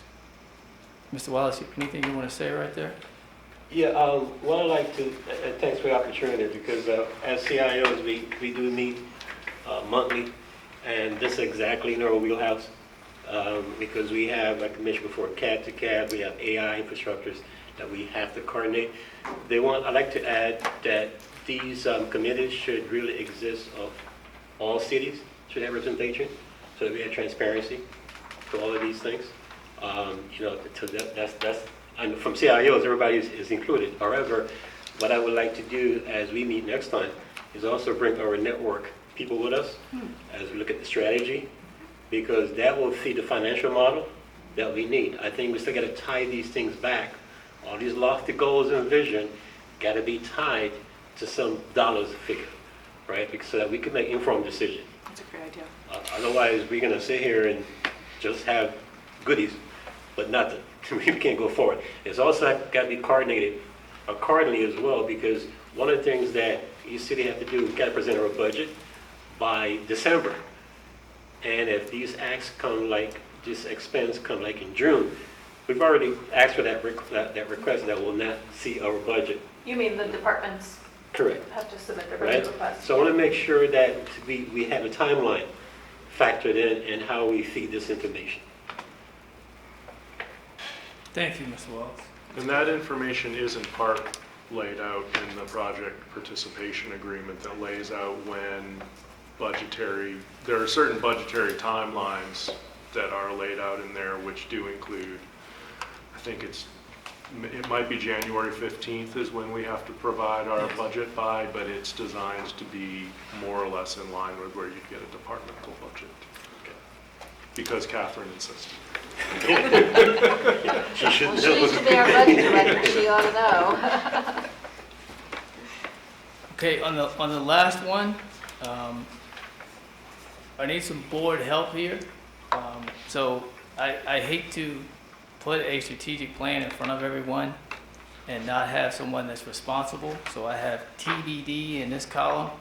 And this is basically, we need to have an economic development committee. So you guys have heard me wax on poetic through many board meetings about what we're building really helps the economic development directors.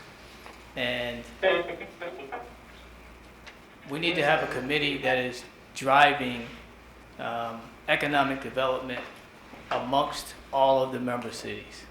And then coming back to the SNA, and whether it would be messaging that needs to be improved, we know we can do better there.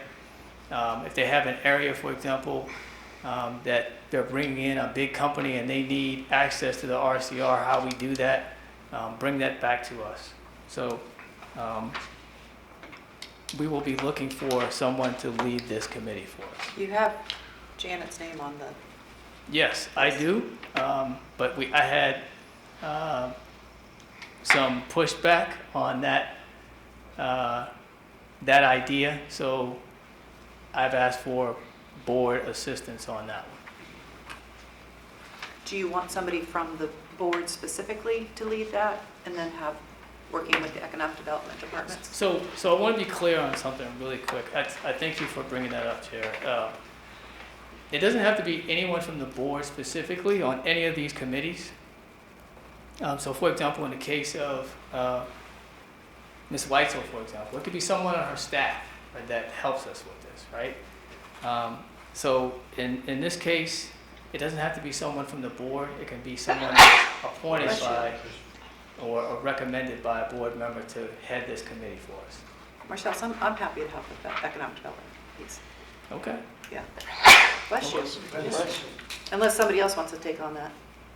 And I do want to remind everybody, for the purposes of this, that first off, it's better off to designate a convener or a task owner rather than designating a committee, because then that person who's the task owner or the convener of the committee can convene a committee without it actually being a separate public body.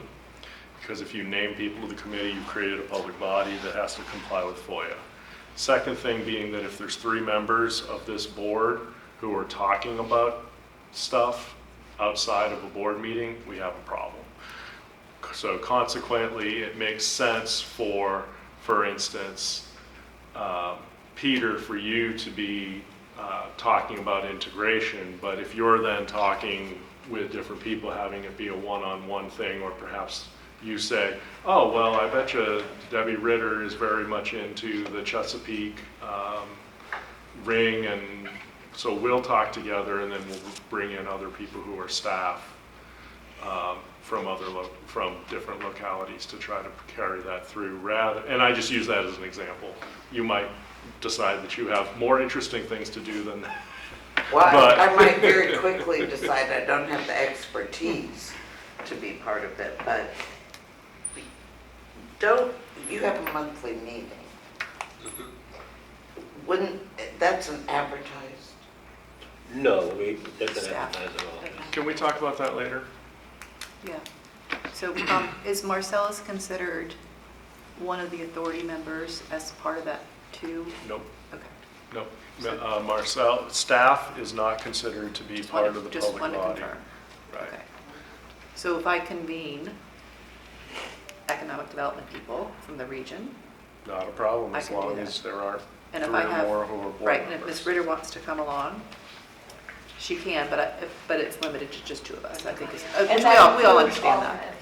It does. Okay, so 2 board members, maximum of 2 board members or alternates in one conversation Right. at Is the a same problem. time. Otherwise considered a public Okay, meeting, that's just the limit. as it Okay. is with each of our cities.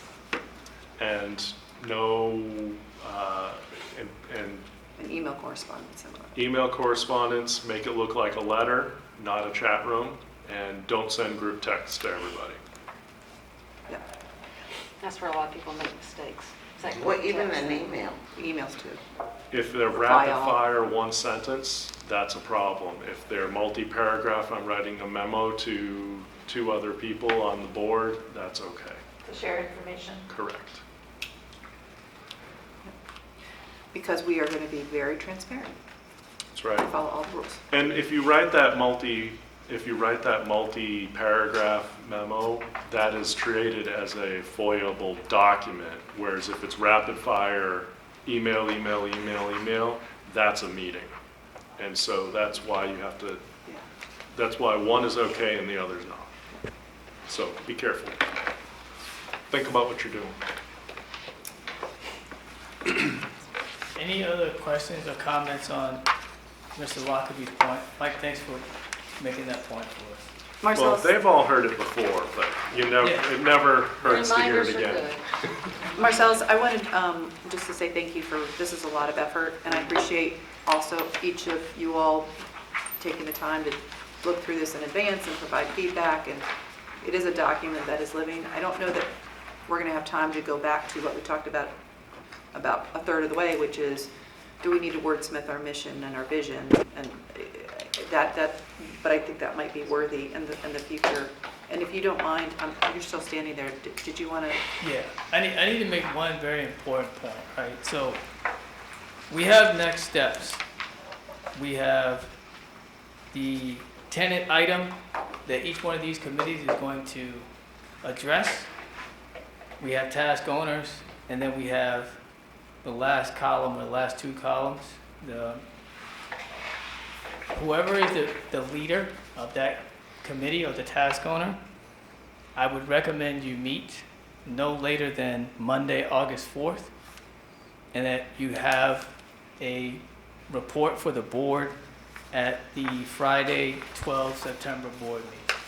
So I want to say that because we need to make progress on these non-met status items. So what I want to avoid is a situation where I present all this information, point out all the deficiencies, and then we don't have any action on it. So I have asked for people to lead these committees that are, as Mr. Crum would say, have a fire in their belly for resolving this issue and are passionate about getting it resolved. So I just wanted to point that out. I think this is a very important document. It's kind of like guiding principles of where we go from here. And Marcellus, obviously, it's very well thought out and very thorough. You did a really good job. Thank you. I can't take all the credit. I think, as I said earlier today, everyone in this room had input to this document, and John Martin's SIR team did a tremendous job of giving my thoughts a voice. So it's a truly collaborative effort here. Is that a marketing firm? One of the marketing firms? Yes, they are. Yep. If it's okay with you, then we'll move to, we have a couple of items in old business, Yes. and then we can get you all on your way to the weekend. So, in terms of old business, we've been hinting at it. Is there any additional information that we need to discuss as it relates to the question of lighting up portions of the ring before the completion of the ring in March of 2026? Yeah, so in the last board meeting, Chair, Mr. Hayes pointed that out. And I went back, I took that action item from the meeting. I started having conversations with GTS. And I've asked Mr. Lyon to create a list of areas of the network that will be turned up with specific dates on when they're going to be available. And so this is done in conjunction with Denella, our construction contractor, and place prices on that infrastructure. So if it's 2.3 miles, we're basically using the $2 million number as the cost for that link. And then we've also asked for GTS's input in that list as well. Just to clarify, you're going to prorate the $2 million number based on the length of Yes. Okay. Yes. And then GTS has input to those sections, and then that addresses, I think, Mr. Hayes' point of getting revenue into the SNA sooner than the comprehensive agreement called for. I've also had conversations with Mr. Lockaby, and Ms. Bergen about how we would amend the existing comprehensive agreement. I've also had those conversations with GTS as well. Because that was always, I don't know whether it's been forgotten, but it was always foreseen that there was a decent chance that GTS was going to come up with a couple of sections that they needed lighted up early, or they could make revenue for themselves and for the authority by lighting up early. We just didn't know at the time that we negotiated the agreement what that was going to be or how to price it. So it was always foreseen that was going to be an amendment to it at some point. Yeah. Or at least a strong chance it would be, and it's great that it is going to be, probably. Sure. Thank you. Another item for old business was the discussion we had on the branding and Yes. the name. Do you want to comment on that, Marcellus? Yes, so I would like to table that discussion for at least 6 months. I think ultimately what we need to have is a marketing committee to talk about that and come to some agreement. So we'll table that for at least 6 months. Okay. I feel like once we have some momentum created, we'll be a lot more amenable to a potential name for the organization. Great, thank you. I have one last item. I don't know if it's old or new business. It's sad business, and that is just to give a word of thanks to Mr. Moore for his unwavering support. It's been really, you've done such a great job. You've represented Suffolk, but you've led with a regional voice always, and your leadership is going to be missed. So with that, I'm going to give it a round of applause.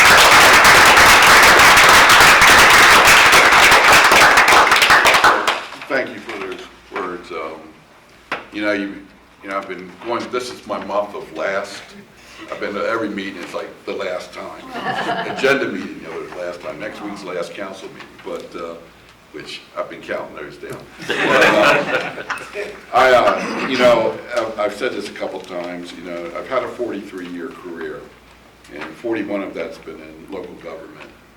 And as I looked back, the other day, I was taking numbers off my city phone and putting it on my personal phone. And just going through the numbers I had in my phone, there's people who are not even with us anymore. And you get these memories going. And it's really the relationships that you build when you're doing this. You think back, you forget about some of the accomplishments, but it's nice to take a few moments, everyone should, to think back. But when I used the relationships that you build over that period of time, that I'm going to miss. And this is part of it. I've been with you all for a fast 4.5 years, and it's been, well, actually 5 years, and it's been great to be part of this travel, or this journey. And whether it's this or SIPSA or the HRPDC meetings and everything else. And I was joking Bob the other day, he told me 5 years ago I was drinking from a fire hose. And I actually was at that time, trying to figure out where I was. But again, I'm thinking back through the utility years and through the last 5 years, it's been a great journey. But it comes to time, that is time, it's time. And I'm gonna hopefully bump into y'all somewhere along the line, whether it's at, where's the restaurant? Oh, Saltine. Saltine or somewhere else, So, but again, thank you for the kind words, and I wish this group the best. And I'm not going anywhere. I'm going to live in the same house. I'm going to be a Suffolk resident and keep an eye on what's going on regionally. So, and hard to tell where I may pop up someday. Just slow down when you're driving through Suffolk, okay? Okay. Well, right now at the flyover there at SIPSA, you cannot speed up right now. No. Or on Bridge Road. Or on Bridge Road. You're going to be very limited in where you can speed. You might need fiber, like a whole I know. bundle of fiber to his business. How much is that passing? But Well, again, Is there any new business? Could I add one more? Yes, Mr. Ross. Not sure if it's old or new, but I know that I was requested by my city manager to ensure that each meeting that we have here has some kind of budgetary summary so that we can keep track. I think, or my last invoice I sent to him that was an increase, I go, hey, wait a minute, where'd that come from? So I have to make sure that he understands what's going on. So, I mean, I think all four kind of show their financial summary of where we are, CapEx, operational. That's what he would like to see going forward. So that's why I'll be here, the mouthpiece to say that. And I know a couple of my CIOs also talked about that, so. I think it's a great idea. I concur. And that would be sort of getting us to that dashboard that Marcellus had. Correct. So, sorry, buddy, you still have to make a report until the dashboard. Yeah, it's in your board package that you have in front of you right now. Yep, I see We that. have it at every board meeting. Thank you. Yeah. Thank you. Anything else for the good of the order? I am unfortunately not going to be here in August, but our vice chair is going to take the gavel, so watch out. Thank you, Ms. Wilson. Appreciate that. And I hope you guys all have a great, safe What's the date of weekend. that? That is going to be on August the, yes, Is it August Friday the 8th. Yes, August 8th, that's correct. So with that, we are adjourned.